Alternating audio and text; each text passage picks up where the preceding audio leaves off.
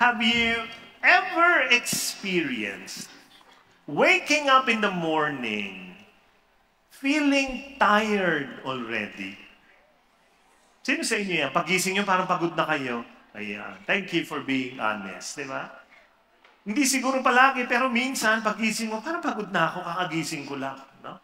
Kaya, sabi nung iba, mabuti ng tamad, wag lang pagod.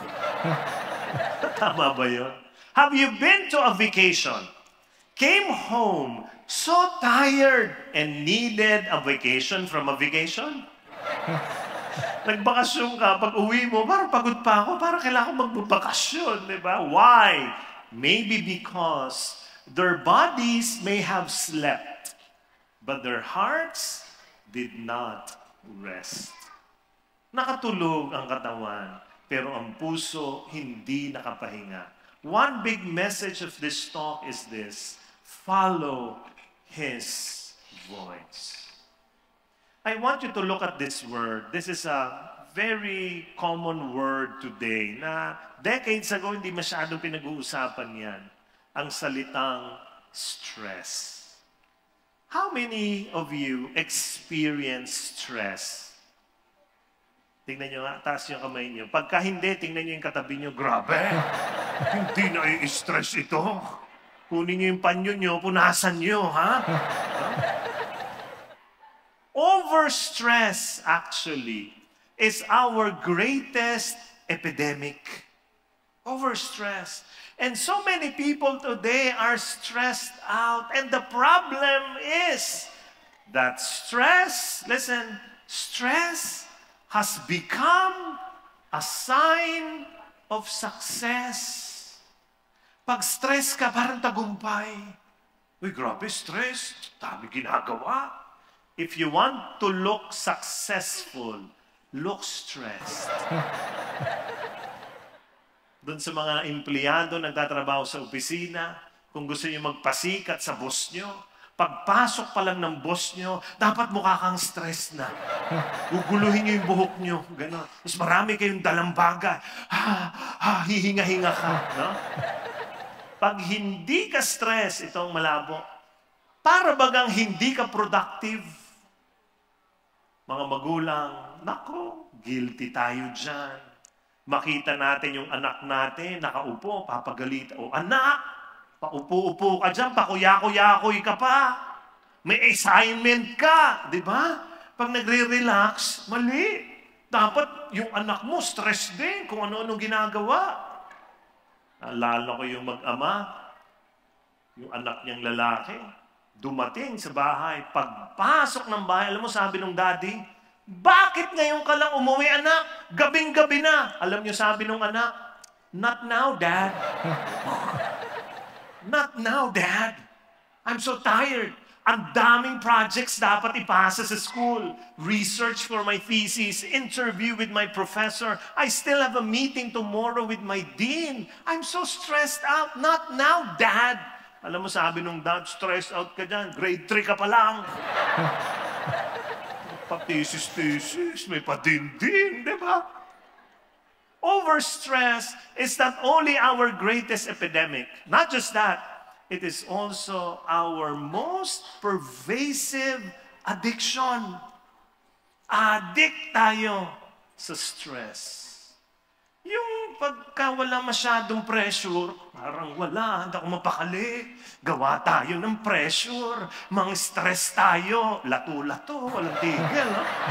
Lahat ng kapitbahay mo, galit na galit na rin, di ba? Addict talaga. What is addiction? It means you cannot stop yourself from doing it, even if it is already destroying you. That's addiction. And our drug of choice is busyness. Isn't busy. Paka-busy. Hindi masama maging busy sa tamang bagay. Pero pag sobrang busy, mali na ho yan. Mali. Stress can destroy our health. Intense and prolonged stress can destroy marriages as well. Years ago, I didn't even know I was burning out. Nagkakaroon ako ng panic attack na hindi ko maintindihan. Ano to?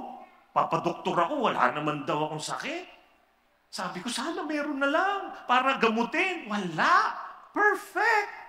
Sabi ng doktor, perfect ka. Tsura mo pa lang, perfect na.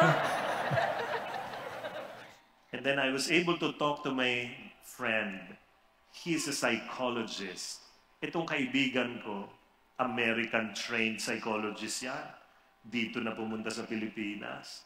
Tinatawag-tawagan lang naman ni Pope Francis yan para mag-breakfast with him. Ganon itong kaibigan ko. Yan ang mga kasama ko. Ba kayo? Meeting kaming dalawa, kinuwento ko sa kanya lahat. Tapos nakinig siya. Tapos ito ang sinabi niya. Napakasimple. Aaron, nung bata-bata tayo, naglalaro ka ng games sa computer. Alam niyo, naalala niya. Ay ko, oo. Naglalaro ka pa ba ngayon? Ay, hindi na. Bakit? Grabe yung tanong, bakit? Sabi ko, it's a waste of time. And instead of playing computer games, I rather read books, study, so I can give my best every time I come up the stage to give the talk at Feast Bellevue. Parinig, ano? Ginaganda ko talaga. Ganon. Alam mo, sabi niya, you're burning out without you knowing it. Which is very true. Wala akong biro. Pag dinisect niyo ang utak ko, wala akong kayong makikita dyan sa utak ko kung hindi ministry work. Paano ko aayusin ang Feast Alamang? Ay, paano natin i-share si Lord sa buong mundo? Yan ang laman ng utak ko. Sabi niya, hindi pwedeng ganun palagi ang laman ng utak. Dapat kahit papano, nagpapahinga yung utak mo ng iba. So, ito ang gamot sa iyo. Ano yun? Think of useless things. Ha? Useless. Yung mga hindi masyadong productive, tapos gawin mo. Na hindi masama, ha? Okay. Sige. So bumalik ako sa aking computer game, sa aking cellphone. Meron akong computer game dyan na pinagtatawanan ako ng mga anak ko, Daddy, you have been playing for it for 6 years already. The same game over and over again. Pero nagde-develop naman ako. Pero yun lang ang laro ko. Tapos sinabi ko ito sa mga brothers, kila Bo, Alvin, kami, mga LG namin. Sabi ko, yun ang sabi nung ano. Alam mo, they agree. Sabi nila, sige, from now on, let's talk about useless things. Nagkaroon kami ng thread. Ang thread namin, mga brothers, ang pangalan, Useless Conversation. At alam niyo laman nun? Wala. Useless. Mga video na nakakatawa. Pag pinapanood, tawa kami ng tawa. Pag nagkikita kami, ganon. Nagkaroon kami ng... Kasi palagi pag nagkikita, pinag-uusapan, ministry palagi. It's good. But you cannot do that every time. It is not good for your mental health. Ayun na, bumalansin na kami. Today, people are looking for solutions to stress. And one favorite solution is time management. Sinisiksik lahat sa oras. Itatabi, ayusin, maganda yan. Pero meron pang isa, multitasking. Sino sa inyo ang multitasker? Pakinggan nyo, ha? Habang naliligo kayo, nagtututbrush kayo. Sino sa inyo rito habang nakatelepono, nagpe-pedicure, manicure? Ha? Galing. Sino sa inyo habang nagja-jogging, nagva-violin? Ha? Galing nyo. Iba kayo.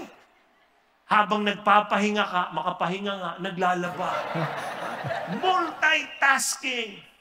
The idea is to put much in 24 hours.